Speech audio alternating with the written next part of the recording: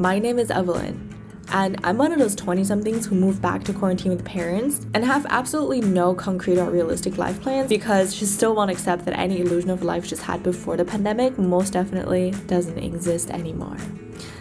So welcome to the vlog.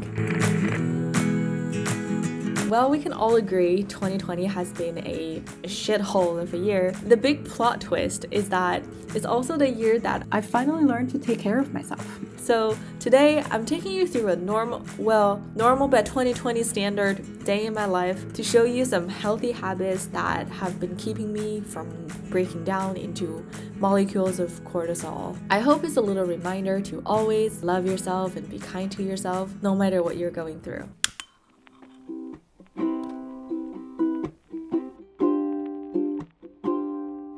I started meditation a little over a month ago, and now I try to do it the first thing every morning. And traditionally it is common to begin with oneself as the object of loving kindness.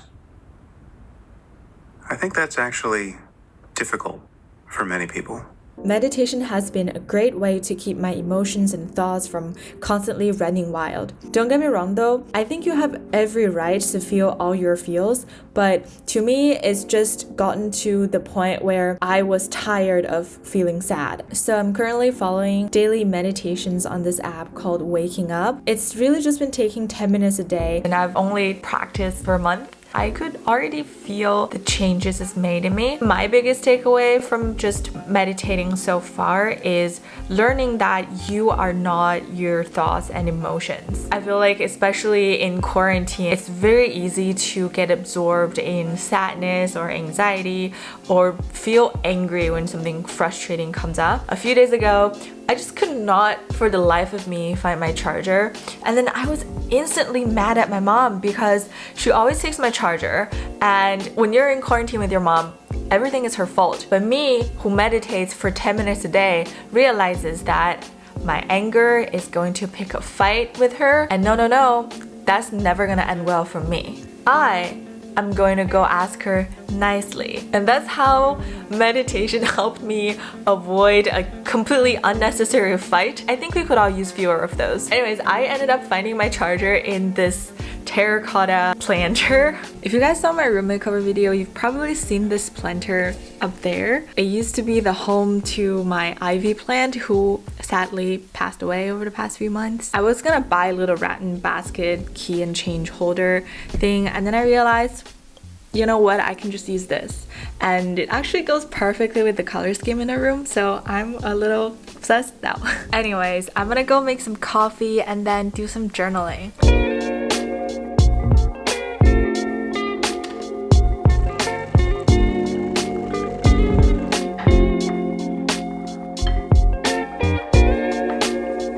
So I've been trying to make latte for the past at least 6 months, and for some reason I'm still wildly incapable of making latte art. I once posted an Instagram story of a latte I made, and the comments were like, "Your hot chocolate looks great."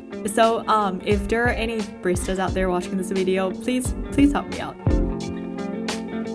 I don't have a grater, but this kind of works, so I guess we're not getting one. Some days I like to journal in the morning to dump some thoughts out of my mind, because once I write them down, I won't think about them all day. It's kind of a home remedy for my already handicapped attention span. I use just a plain white notebook to journal, and I added a little sticker and a protective sleeve. Nothing fancy, but just feels really cute. I write with a Muji 0.38 gel pen. I like the grip, and it's just a lot smoother than most other pens I've used. If you find it hard to get into the habit of journaling, here's my trick. I like journaling because I never give myself pressure to keep up with it. I only journal when I feel like it, as a way to make myself feel good when I have thoughts to think through or emotions to make sense of. Over time, my brain learned, okay, journaling equals feeling good, and that's how it became a habit for me. If you have trouble keeping up with the journaling goal, maybe ask yourself, is the pressure to achieve that goal taking away the pleasure of actually journaling? And if journaling doesn't make you feel good, that's okay. But then would it be worth your time to still try and do it? So This morning, I was actually feeling a little uneasy. I think for the past 3 months of journaling, I realized a lot of times I would feel gloomy all day because of a weird dream I had. Freudian, I know.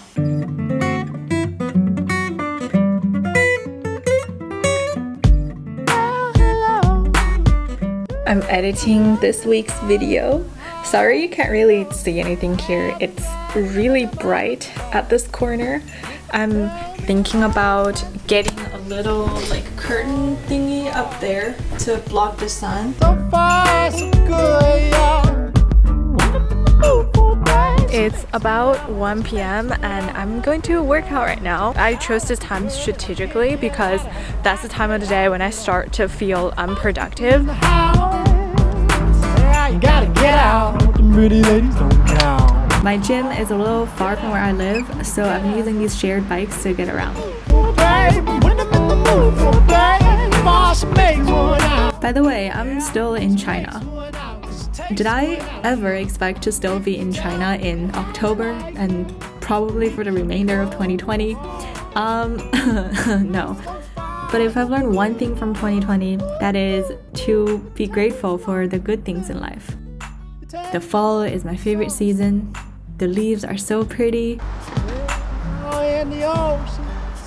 And if you need some remembrance of a somewhat normal life, this comes pretty close.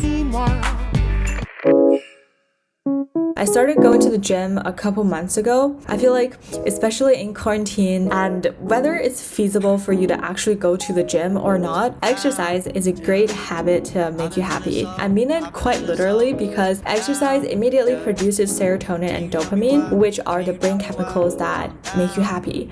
And in the long term, it can physically enlarge your prefrontal cortex, which is responsible for mood regulation. So if you don't have the habit of exercising, or if you're in a fitness slump, which I was in for like the first half of quarantine, I would recommend starting to build this habit with some free at-home exercise programs with a friend. I used to work out at home with my friend Margot every day. We would just turn on FaceTime and do a Pamela Reeve program or a Chloe Ting program together. For me, it was very easy to pause the workout and just get distracted on the phone or skip a day or two, and having a friend to do those home workouts with you will really help you build it into your daily routine. Honestly, if going to the gym is not feasible for you, do not underestimate those home workouts. Even if I do those home workouts now after 2 months at the gym, it still feels humbling. So you literally don't have an excuse to not exercise. So recently I acquired 15 bags of no-boil soba noodles and for some curious reason a bottle of Japanese barbecue sauce. 2 foods I literally never consume. I don't know why I got them, but I found this okonomiyaki inspired way to whip them together.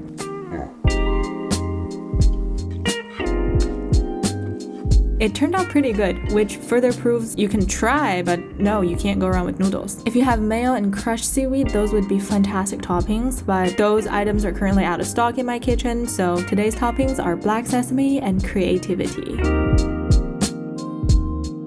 Now, I've tried this thing called eating mindfully, where you're supposed to be extremely in a moment when you taste the food and experience all the flavors it has to offer, which honestly is a great experience, but surprisingly, now my life has more to offer than flavors of food. One example is Pickup Limes. Pickup Limes is a blog and YouTube channel that has lots of healthy plant-based recipes. Lately, I've been obsessed. The highlights of my day usually come from my cat, Dudu. He is living proof that all stereotypes about cats are wrong. He is loving, he is snuggly, he will sit with me for a long time on my worst days. He's my little furry friend. I don't know how I could have gone through quarantine without him.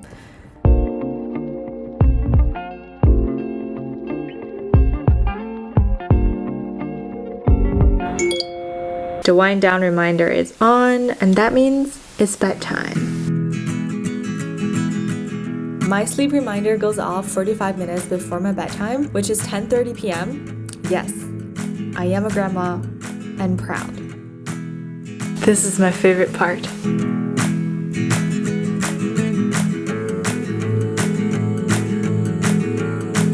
Contrary to popular belief, it's actually important to have a regular bedtime so your body knows to feel sleepy around that time.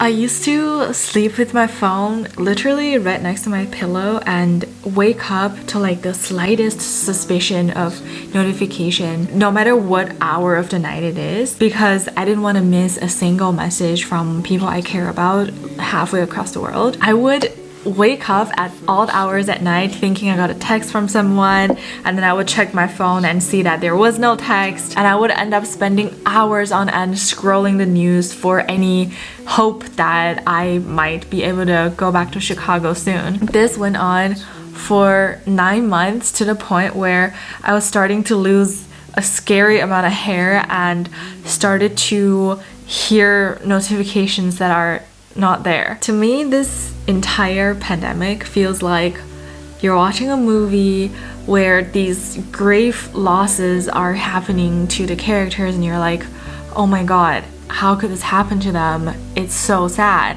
And then you wake up one day and realize that everything that you're terrified of has happened to you already, and somehow you're still alive. That's when I finally learned to take care of myself and be happy. There's a term called post-traumatic growth. I think I'm going through that. When I come to and read the letters for you and miss the way